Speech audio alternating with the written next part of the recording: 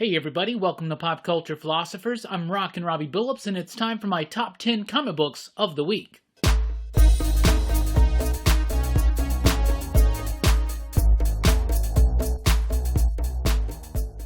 That's right everybody, thanks for checking out the video. I am Rockin Robbie Billups. This is my top 10 comic books of the week. Out of everything that came out this week, these are the 10 that I would spotlight as being my absolute favorites. Let's get right into it.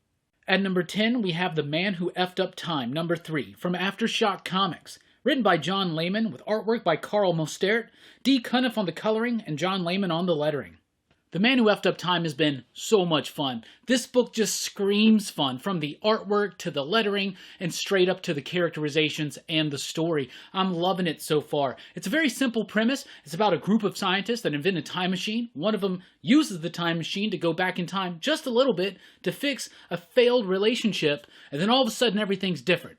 America's ruled by this tyrannical dynasty of Abraham Lincoln. There are dinosaurs, Neanderthals, there are pyramids and Aztec temples all over the place. It's wild. And the mystery is very compelling and engaging on how exactly time has been changed and how so drastically. Well, here we are at issue number 3, and it starts becoming a bit more clear. Things start lining up in the right way where you can start kind of piecing things together, but this book has never lost its exciting sense of buoyancy and fun. This book is absolutely amazing. I love it. I love the art style. I wasn't completely sold on it on issue number 1, but I've really grown into it, and it absolutely fits the style of the story. The coloring and the lettering are top-notch. This book has maintained an exciting tempo throughout 3 issues, and it shows no sign of slowing up.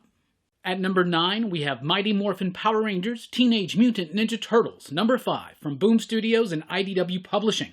Written by Ryan Parrott, illustrated by Simone DeMeo, colors by Walter Baiamonte, and lettering by Ed Dukeshire. This book is perfect for fans of Power Rangers and Ninja Turtles, and if you love both franchises, this book is perfectly made for you. Trust me, I'm one of those fans. This book has been so much fun. Each character from each franchise, they speak and act exactly as they should. That's because Ryan Parrott is the writer of this, and he's been writing both of the Power Rangers books for Boom Studio, and actually, in my opinion, doing a better job with his run than Kyle Higgins did in the run before, which was fantastic as well. I'm loving the Power Rangers books at Boom. IDW's doing a great job with Ninja Turtles. You blend both of these properties together, and it's just flawless. It's great. You got some great monumental moments. You got the Turtles morphing into Power Rangers. You got the Power Rangers going full-on ninja mode. You got Shredder taking the Green Ranger coin and the Dragon Sword. And then in this issue, you get the introduction of the Turtle Megazord. Oh my goodness, this book was so much fun. It was an exciting, exhilarating conclusion to this story and a great setup to what's to come. And at number 8, The Question, The Deaths of Vic Sage from DC Black Label. Written by Jeff Lemire, with artwork by Dennis Cowan, inking by Bill Sienkiewicz, Chris Sotomayor on the coloring, and lettering by Willie Schubert. Yo, so you know we just lost Denny O'Neil, one of my favorite writers and editors in comic book history. He's responsible for the Question run throughout the 80s that I absolutely love. This book is so much a tribute to that book, but Jeff Lemire is still doing something different and on his own. You got Dennis Cowan coming back, Bill Sienkiewicz, that art style. It fits fans for the old school Question, but it also just fits the tone and pace of this story. This is an interesting take on the Question, in which he's remembering many different lives and ergo deaths of himself through previous lives, and there's one interconnected conspiracy that's tying it all together. The plot starts becoming a little bit more clear in this one. This one is highlighting a 40s film noir detective story type vibe, and it excels at it. Does it excellently well, and the character of the Question lends itself very much to this genre, and you can definitely tell in this book. Jeff Lemire's just been killing it. He has some amazing releases this week, and the Question is one of my absolute favorites. I love the artwork. It's raw, it's gritty, it's rough, it's got an edge to it. It's exactly what the Question needs. This book is amazing. I would love to see something ongoing very soon. At number 7, we've got Wind number 1 from Boom Studios. Written by James Tynion IV, illustrated by Michael Dialynas, and lettered by Aditya Bidikar. Wind was a great solid debut, building up a new world, a new story, and introducing us to new characters. It's a fantasy tale set in a fantasy world, and it's written by James Tynion IV. Now, this book was initially supposed to be a graphic novel at the end of the year. Instead, Boom decided, as a celebration of the comeback of comic books and the anti-shutdown of Diamond, I guess we should say, they decided to start releasing it as single issues. I think that's something that kind of hurts this book. Maybe with a bigger oomph at the end, it could have went a little higher on the list, but I did like this book. It basically centers around on this dude, and he's kind of like an elf or something. He's got pointy ears, and even though he lives in this fantasy world, it's a fantasy world that doesn't want to accept or acknowledge the fantasy all around them. So magic is banned, and magical creatures instantly get taken out. And he has to hide who he is to be a part of this society.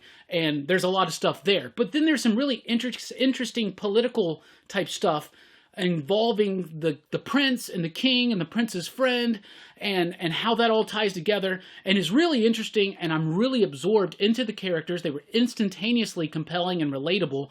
However, it didn't really have a nice oomph at the end. It didn't have a nice ending, a hook to want me to come back. But on the strength of the characterization, the amazing line work, the beautiful, majestic nature of it, Aditya Bidikar, the absolute best letterer in comic books working today, this book is a no-brainer for me. I really did like issue number 1. It was extra-sized. I believe each issue is going to be extra-sized, but because it was written to be a graphic novel and not issue to issue, it lacked a punch at the end that's going to make a lot of people want to come back. But I think a lot of people will come back because of the strength of the world building, the subtle nature of the characterization, and that said world building, and just the relatability of these characters.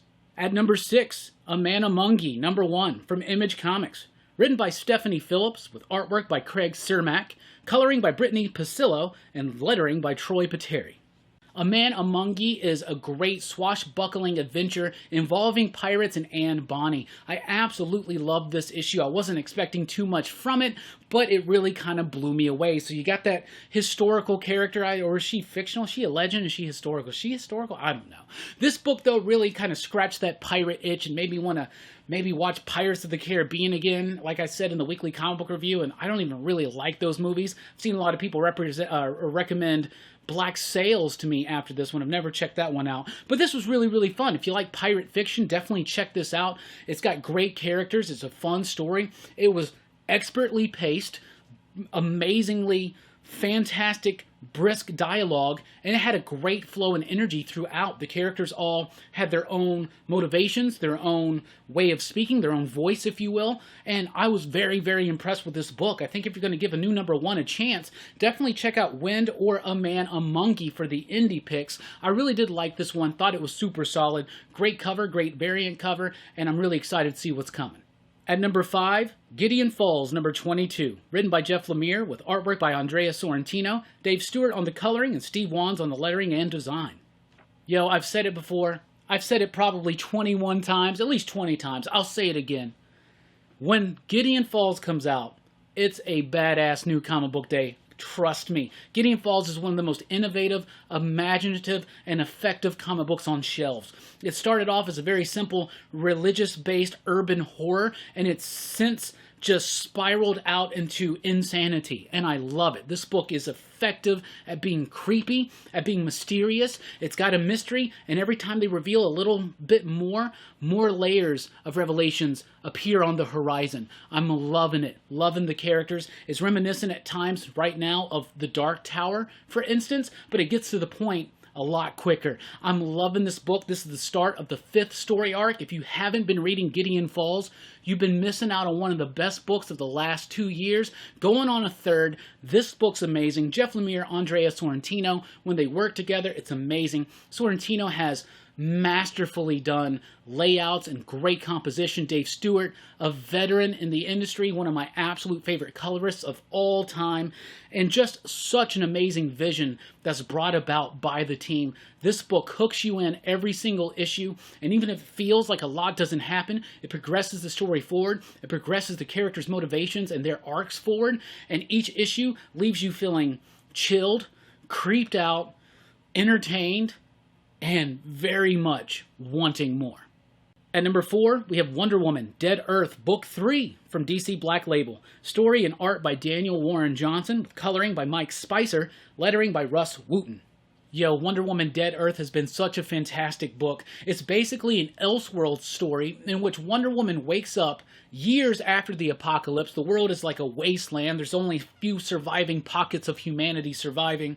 There are monsters all over the place. She's trying to piece together what happened. She's lost some of her powers, and as the revelations go in the first 2 issues, you ain't seen nothing yet. Issue number 3 has got a heart-wrenching, gut-busting, fantastic scene in it involving Diana and Clark Kent and something that happened to them in the past, and it was absolutely amazing. It was exhilarating. It's the most powerful and explosive action sequence I've seen in a comic book in a long time. I absolutely love this. Daniel Warren Johnson's artwork has got such a kinetic energy to it. It literally sizzles and snaps and crackles and pops off of the page with exciting inspiration. I really love this book. It's a great take on Diana. The character remains true, even though the world is unfamiliar. If you like post-apocalyptic sci-fi fantasy wonderlands and wastelands, but you also love Wonder Woman and the true nature of that character, and you like tragedy, like Greek tragedy, you're gonna want to read this book. Like I said, it's big, it's explosive, yet it's subtle and nuanced, and it's the best of both of those worlds. I'm loving this book. This issue hit me hard. And at number 3, Hotel number 2 from AWA Upshot. Written by John Lees, with artwork by Dalibor Talajic, Lee Lowridge on the coloring, Sal Cipriano on the lettering. Hotel is kind of like a horror anthology involved on this hotel that's got 4 rooms, 4 issues, 4 different sets of stories that all overlap and slightly connect, and I'm loving it. Issue 2 was even better than issue number 1, and issue number 1 blew me away, and if issue number 1 blew me away, issue number 2 sent my ass straight out into orbit. I love this. John Lees knows what he's doing. He's able to take great concepts and make something really compelling and eerie and creepy out of them with books like Sink and Mountainhead, and Hotel is no exception. I'm very impressed with AWA Upshot right now, loving the diversity in the books. Each book is something different, doing a little bit of horror here, a little bit of fantasy and sci-fi over there, but this book's straight up horror, and I am loving it. The second issue elaborates on some random scene from the first issue, and I love that connective tissue that's built up by John Lees. I love the artwork. It's a great issue, a fantastic book, one of the strongest issues of the week. At number 2, we've got Strange Adventures number 2 from DC Black Label. Written by Tom King, with artwork by Mitch Gerrits and Doc Shaner, and lettering by Clayton Cowles. Strange Adventures is Tom King doing what Tom King does best, taking a C-list type hero into a 12-issue series and being able to do whatever he wants and telling something very poignant and nuanced and tragic. This book is explosively awesome. I love it so much. You got a mystery. You got 2 different stories being told. One set in the present day, one set in the past on Rann, right? And there's a mystery. There was a civil war or something on Rann, and maybe Adam Strange had to do some things that other people would see to be the acts of a war criminal. There's a mystery of his missing daughter. What's going on? So on one side of the coin, he's this science space hero that gets loved and praised by Rann and people on Earth, and then there's a side of him where people think of him as a war criminal, as someone who's not a good person, as someone who's brutal and abusive and mysterious and not to be trusted. So you got these 2 sides, and that's reflected in the 2 stories, which is reflected in the 2 different art styles. Mitch Gerrits and Doc Shaner could not have 2 more opposing styles of artwork, but it all works together cohesively to make one exhilarating and great product here with Strange Adventures. The book is not just going from page to page between the artists, but it's actually going panel to panel, but it still works. It flows, and there's a sense of melancholy, of tragedy, of reality, of grounded despair, almost, that makes it transcend just a typical superhero book and makes it something truly unique and special. And I love the juxtaposition of that classic sci-fi hero and the more flawed heroes that we've become more familiar with as we've progressed in our story evolution, if that makes sense. Tom King's doing a great job. If you didn't really like his Batman work, I don't think that's going to really affect you when it comes to Strange Adventures. If you loved his work on The Vision, Omega Men, and Sheriff of Babylon, and of course Mr. Miracle, you're going to love it. I absolutely love the artwork. I love the flow. I love the ambitiousness of this project. So far, 2 issues in, they're nailing it.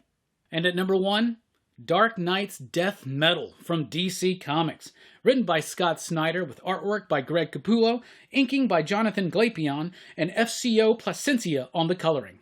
Y'all, I've been waiting for Death Metal ever since Metal ended. I loved Metal so much, and then Scott Snyder took that story and went into Justice League, and with the help of James Tynion and Joshua Williamson here and there, told this really great connecting story between Metal and Death Metal. I have loved Scott Snyder's cosmic craziness, crisis craziness that he's been building up to in the pages of Justice League, all the Batman Who Laughs stuff, all the Legion of Doom stuff, all the Perpetua stuff, and all the multiversal stuff. It's all come together, it's come to a head, and it's led us to this point, Death Metal. Now, I don't think after reading issue number 1 of this that you have had to have read the entire Justice League run and the Batman Who Laughs stuff and even the first Metal to really get into this book. But it would definitely be beneficial, but you're still going to be lost a little bit because this book picks up a little bit of ways, and basically Perpetua and the Batman Who Laughs have won. And the heroes are in a truly hopeless situation, and Batman can't outsmart the Batman Who Laughs because Batman Who Laughs knows exactly how Bruce thinks. But he doesn't know so much about Diana. This book is very much centric and centered on Wonder Woman, and the character shines through. It's got some great jaw-dropping moments. It's got some great explanations about all the different crisis events at DC and how they are actually connected together by one force, and it kind of sheds some things in new light. It touches on all the crisis stuff, on Doomsday Clock, and even more, including the Wally West now having the Dr. Manhattan stuff. It's got shocking moments, and it's got a great setup, and I cannot wait to see what's to come. This book is loud, boisterous, ambitious, ridiculous, and I had so much fun on every single page. I loved every second of it. Death Metal, pick of the week, number 1 book of the week. There you go. Anyway, that's what I read. That's what I thought. Those are my top 10. What are your favorites? What do you suggest people should check out? What are the best comic books out this week, in your opinion? Let us know in the comments down below. Thank you so much for checking out the video. Please do like, share, subscribe, click that notification bell, and join us over at popculturephilosophers.com for podcasts and a whole lot more. I've been Rockin Robbie Billups. Thanks for rocking with us. Keep on reading.